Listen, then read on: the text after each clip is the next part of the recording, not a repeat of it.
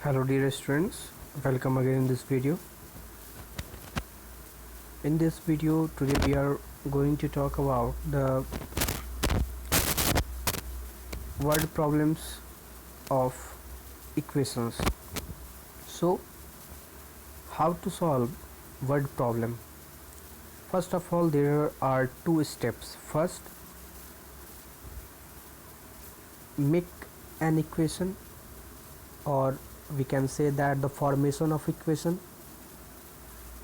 and second is solution. And there are two basic steps that are: first of all, read the problem properly, read the problem minutely, okay. Then second step is form an equation, and third is solution. So हम लोग इस video में इसी 3-4 step के बारे में बात करेंगे कि कैसे हम लोग वर्ड प्रॉब्लम को, इक्वेशन के वर्ड प्रॉब्लम को कैसे हम लोग सॉल्व करें. ठीक है, तो चलिए बिना किसी देरी के स्टार्ट करते हैं. एग्जाम्पल 1. अब क्वेश्चन को, फर्स्ट स्टेप मैंने बोला था कि क्वेश्चन को पढ़ना है एकदम माइन्यूटली, यानी बारीकी से कि क्या कह रहा है. जैसे by adding 7 to twice a number we obtain 49. So इसका मतलब यह हुआ कि अगर किसी नंबर के दोगुने में 7 को जोड़ने पर जो नंबर आ रहा है तो वो नंबर क्या है, 49 है. ठीक है, यानी जब हम किसी नंबर के दोगुने में 7 को जोड़ रहे हैं तो 49 आ रहा है, 49 आ रहा है. सो फर्स्ट ऑफ ऑल हमें यहाँ यह समझना ज़रूरी होगा कि वह नंबर क्या है, किस नंबर का दोगुना. तो हमें तो वो नंबर पता नहीं है, इसलिए इक्वेशन का हम लोग यूज करते हैं ताकि अननोन क्वांटिटी को पता कर पाएँ, अननोन जो नंबर है उसका पता लगा पाएँ, चाहे नंबर हो चाहे कुछ भी हो. इक्वेशन का मेन यूज़ यहीं पर है कि अननोन क्वांटिटीज़ को पता लगाना, अननोन क्वांटिटी का पता लगाना. सो यहाँ पर हम लोग को उस नंबर के बारे में पता नहीं है तो नंबर का दुगुना क्या पता रहेगा, इसलिए पहले let the number be x करते हैं हम लोग. यानी लेट मतलब होता है मानना. चलिए मान लेते हैं कि वह नंबर एक्स है. ठीक है, तो हमने अब क्या किया, इनिशियल स्टेप, पहला स्टेज जो है मेरा स्टेप, वह हम लोगों ने तय कर लिया कि नंबर मान के चलते हैं कोई भी x है तो उस नंबर का दोगुना क्या हो जाएगा. अब जैसे ट्वाइस ऑफ नंबर कह रहा है, ट्वाइस ऑफ नंबर, तो ट्वाइस मतलब होता है दोगुना, वैसे ही थ्राइस हो जाएगा, THRICE, थ्राइस, तो उसका मतलब होगा 3 गुना. ठीक है, 4 टाइम्स, 5 टाइम्स, ये सब गुना गुना वाले हैं. ठीक है, तो ट्वाइस बोले तो 2 इंटू एक्स हो जाएगा, यानी 2 गुना उस नंबर का, तो उस नंबर का दोगुना हो गया 2x. अब इक्वेशन के जैसे जैसे आपको बोल रहा है क्वेश्चन में वैसे वैसे करना है. क्या किए हम लोग, पता लगा लिए, एक x मान लिए नंबर, उसके बाद उस नंबर का दोगुना कर लिए, क्योंकि दोगुना का यहाँ पर चर्चा है इस वर्ड प्रॉब्लम में. और अब क्या कह रहा है कि उस नंबर के दोगुने में यानी 2x में अगर 7 को ऐड कर ले रहे हैं, ठीक है, तो देखिए 2x प्लस 7, ये मेरा एक एक्सप्रेशन बन गया, algebraic expression. 2x plus 7 add करने पर क्या आता है, तो 49 आ जाता है. 49 इज इक्वल टू 49, यानी आंसर क्या आता है, 49 आ जाता है. ठीक है, तो किसी दोगुने नंबर, किसी भी नंबर के दोगुने को जब हम 7 उसमें जोड़ लेते हैं तो क्या आ जाता है, 49 आ जाता है. अब यह देखिए 49 भी क्या है, एक एक्सप्रेशन है, और यह भी एक अलजेब्रिक एक्सप्रेशन है. ठीक है, तो जब दो एक्सप्रेशन आपस में इक्वल हो गए तभी तो इक्वेशन बन गया. So 2x plus 7 is equal to 49, ये हमारा एक इक्वेशन बन गया. अब सिंपली आप इसे सॉल्व करना आता ही है, आप सॉल्व कर सकते हैं, क्योंकि 49 में से 7 जाएगा, इधर प्लस में है तो ये हो जाएगा 42, एंड x इधर 2 के साथ मल्टीप्लाई में है तो 2 को इधर लाएंगे, ये हो जाएगा 21. सो वह number x is equal to क्या हो जाएगा, 21, यहाँ पर 21 आप देख सकते हैं, आपका आंसर भी है। इसी प्रकार से हम लोग इसे सॉल्व करते हैं। अब देखिए अगला क्वेश्चन क्या है। क्वेश्चन को ध्यान से पढ़ना है। By subtracting 22 from 3 times a number we obtain 68। यानी किसी नंबर के 3 गुने में से अगर 22 को हम लोग सब्ट्रैक्ट करते हैं तो वह नंबर जो आंसर आता है वह 68 आता है। यानी फिर से हमें वह नंबर नहीं पता है, फिर 3 गुना का भी बात कर रहा है और 22 को उसमें से घटाने का भी बात कर रहा है। तो फर्स्ट ऑफ ऑल हमें जो नहीं पता है उसे लेट करेंगे। लेट नंबर क्या करेंगे, एक्स मानेंगे। शॉर्ट में यहाँ मैं कर रहा हूँ, आप किताब में से एग्जाम्पल देखिएगा, बुक का एग्जाम्पल देखिएगा, जिस स्टेप में बनाया है उसी स्टेप को फॉलो करिएगा। फर्स्ट ऑफ ऑल हमें जो नहीं पता रहता है उसको हम लोग लेट करते हैं, कंसीडर करते हैं। ठीक है, तो कंसीडर किया हमने कि वह नंबर मान के चलो जो नहीं पता है वह हमारा नंबर x है। फिर उस नंबर का 3 गुना का बात कर रहा है, यानी 3x का, 3 इंटू एक्स का बात कर रहा है। 3 टाइम्स दे रखा है, देख सकते हैं। तो उस नंबर के 3 गुने में से अगर 22 को घटाया जाता है, ठीक है, यानी 22 को सब्ट्रैक्ट किया जाता है, तो हमने एक एक्सप्रेशन बना लिया 3x माइनस 22। यानी उस पूरे नंबर में से उस नंबर के 3 गुने में से 22 को घटाने पर कितना आया, तो 68 आ जाता है। लीजिए फिर से आपका इक्वेशन बन गया, यानी 3x minus 22 is equal to 68। ठीक है, इसलिए आप फिर क्या कर सकते हैं, 3x is equal to 68 plus 22। क्यों किया हमने 22? Because after transposing the term -22 from LHS to RHS, so here 22 is negative integer in LHS, so after transposing it will be in positive integer in RHS. So that's why we changed the sign, because we are transposing the term from LHS to RHS. So यहाँ पर हमारा क्या होगा, x is equal to 90/3, because 3 और x क्या है, multiplication के form में है, तो यहाँ आ जाएगा डिवाइड के फॉर्म में हो जाएगा। सो 3 30s are 90। कुछ इस प्रकार से हमारा आंसर 30 हो गया, यानी वो नंबर क्या हो जाएगा, x 30 हो जाता है। ठीक है, उसके बाद अगला एग्जाम्पल 3 क्या है। एग्जाम्पल 3 है सम ऑफ 2 नंबर्स इज 75। ठीक है, यानी 2 कोई नंबर है, उन दोनों नंबर का सम कितना है, तो 75। सम यानी कि दोनों का जोड़ का बात कर रहा है। If one exceeded the other by 5 find the number. यानी एक नंबर दूसरा नंबर से 5 ज़्यादा है तो उस नंबर को आप ज्ञात करें, पता करें। ठीक है, तो यहाँ पर सिंपली दे दिया गया है कि दोनों का सम कितना है, 75।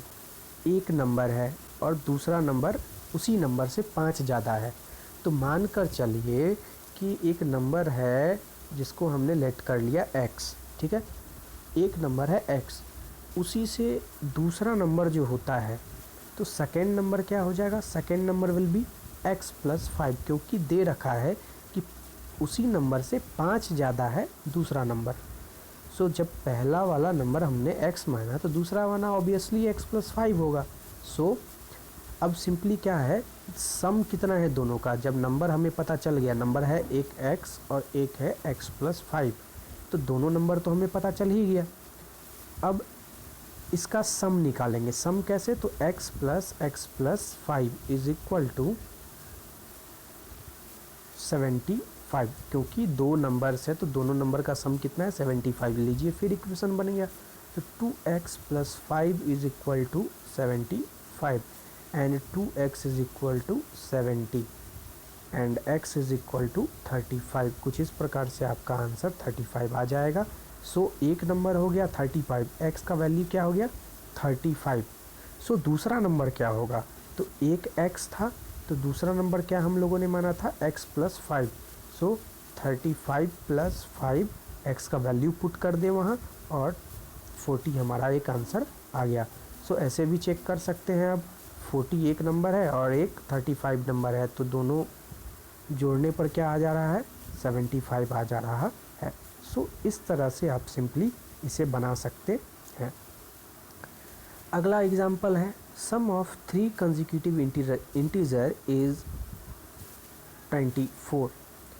देखिए कंसेक्यूटिव मतलब होता है लगातार आने वाला, ठीक है, लगातार जो, तो एक लगातार का बात करें तो जैसे 3 कंसेक्यूटिव है, तो इसलिए 3 कंसेक्यूटिव का बात करते हैं, जैसे 1 लिखते हैं, 2 लिखते हैं, 3 लिखते हैं, ठीक है, तो 4 लिखे, 5 लिखे, 6 लिखे, तो ये सब लगातार आ रहा है, तो इसे हम लोग कंसेक्यूटिव कहते हैं, ठीक।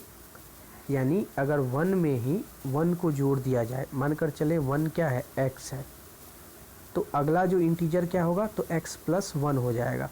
अगला इसके अगला इंटीजर क्या होगा, तो इसे x + 2 लिखेंगे। x क्या है, 1 को हमने x माना, फिर 2 क्या है, तो x अगर 1 है तो 2 क्या हो जाएगा, 1 + 1 यानी x + 1। उसी प्रकार x + 2 3 हो जाएगा।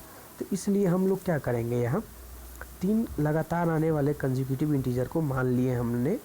एक पहला कंसेक्यूटिव इंटीजर x है, लेट करना है, फिर दूसरा क्या है x + 1 और तीसरा क्या है x + 2। तो ये 3 हमारा क्या है, कंसेक्यूटिव इंटीजर हो गया।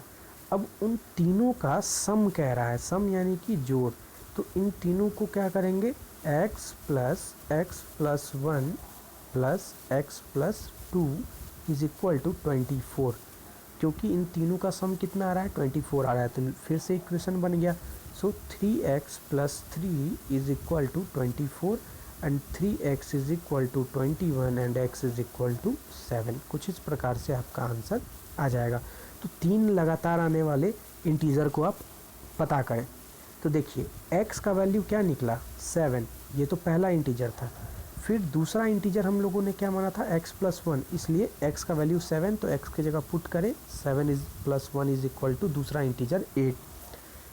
तीसरा इंटीजर क्या निकलेगा, तो x + 2 दैट इज 7 + 2 = 9। सो 7, 8, 9 आप इसे जोड़कर भी चेक कर सकते हैं। 9 + 8 = 17 एंड 17 + 7 = 24। सो हमारा जो आंसर है एकदम सही है, कोई भी इसमें मिस्टेक नहीं है, गलती नहीं है, ठीक है। अगला क्वेश्चन है एग्जाम्पल 5। एग्जाम्पल 5 में एज वाला क्वेश्चन है, तो इसे आप ध्यान से समझिएगा। एज वाला क्वेश्चन बहुत इंपॉर्टेंट होता है।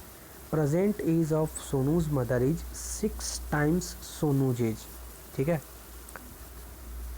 अब देखें इसमें कंपेयर जिससे कर रहा होगा, ठीक है, क्योंकि यहाँ आप देख सकते हैं कह रहा है present age of Sonu's mother, यानी सोनू की माँ का वर्तमान में जो उम्र है, यानी सोनू की माँ का वर्तमान उम्र वह सोनू को के एज से 6 गुना ज़्यादा है, ठीक है।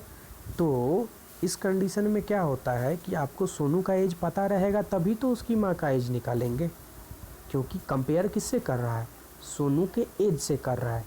इसीलिए हम लोग सोनू के एज को ही x मानेंगे।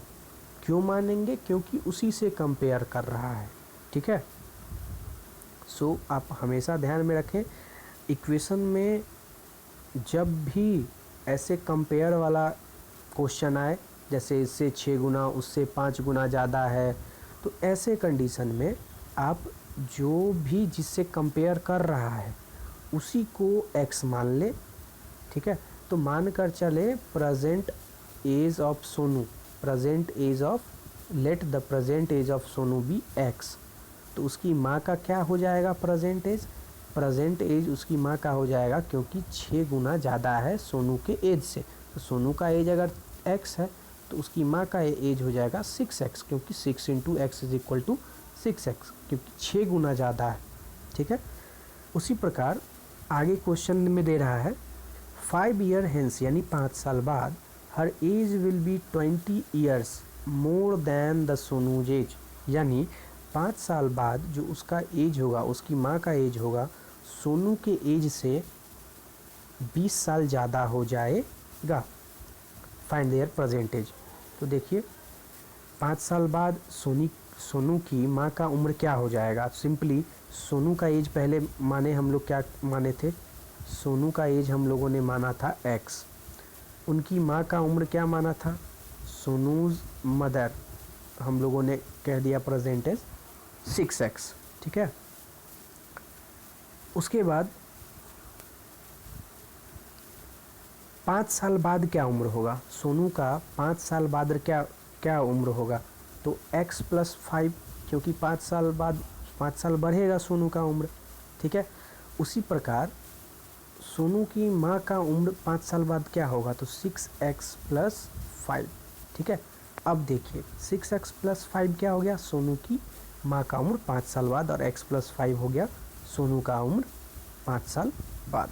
ठीक है, अब इक्वल क्या दे रहा है, देखिए 5 years since her age will be 20 years more than Sonu's age, यानी 5 साल बाद सोनू की माँ का जो उम्र है, यानी 5 साल बाद सोनू की माँ का उम्र हम लोगों ने ज्ञात किया था, पता लगाया कि 6x + 5 था, तो वह जो है वह सोनू के उम्र से, यानी सोनू का जो 5 साल बाद उम्र होगा x + 5, उसके उम्र से 20 साल ज़्यादा होगा। तो इसमें सोनू के उम्र में सिंपली 20 जोड़ दीजिए, तो क्या हो जाएगा, आपको पता लग जाएगा कि सोनू की माँ का उम्र क्या है। तो सोनू की माँ का उम्र 6x + 5 था, वह किसके बराबर आ रहा था, तो सोनू की उम्र में जब 20 साल जोड़ दे रहे हैं तो उसके बराबर आ रहा था। ठीक है, तो सिंपली 6x - x, जब इसे ट्रांसपोज करके आप सॉल्व करने का कोशिश करेंगे